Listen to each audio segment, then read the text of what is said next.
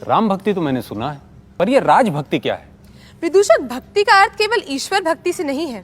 प्रेम करने वाला एक है, परंतु प्रेम के पात्र तो अनेक हैं। जब हम अपने से छोटे, बराबर या किसी वस्तु से प्रेम करते हैं तो उसे आसक्ति कहते हैं। भाई बहन, मित्रों के बीच प्रेम प्रीति है, पर जो हमसे बड़ा है, श्रेष्ठ है, उससे प्रेम भक्ति है। इसीलिए गुरु से प्रेम गुरु भक्ति, राष्ट्र से प्रेम राष्ट्र भक्ति, ईश्वर से प्रेम परम भक्ति, क्योंकि ईश्वर सर्वश्रेष्ठ है। इसके अलावा ऐसा काम जो निस्वार्थ भाव से किसी सम्माननीय व्यक्ति के लिए किया जाए, वह भी भक्ति है। भक्ति शब्द ही भक्त से बना है, जिसका अर्थ है सेवा।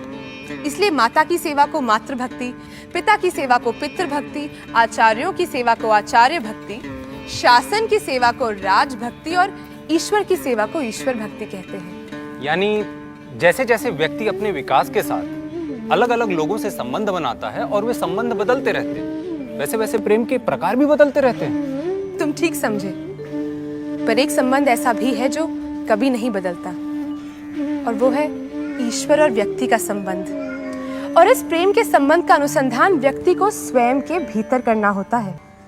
वे जो केवल मुझ पे निर्भर है, जिन्होंने अपने सारे कर्म मुझे समर्पित किए, जो मेरी आराधना में लीन है और जो निरंतर एकाग्रचित हो मेरी भक्ति करते हैं, उन्हें मैं शीघ्र ही जन्म और मृत्यु के समुद्र से बाहर निकाल लेता हूँ, क्योंकि उनकी मन हमेशा मुझ में स्थित है।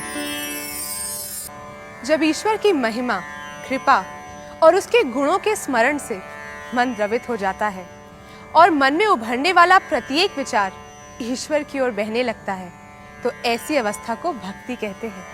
आपसे अनुरोध है कि उपनिषद गंगा का ये एपिसोड जरूर देखें, गूगल पर सर्च करें, देखें, बहुत ही बेहतरीन एपिसोड है।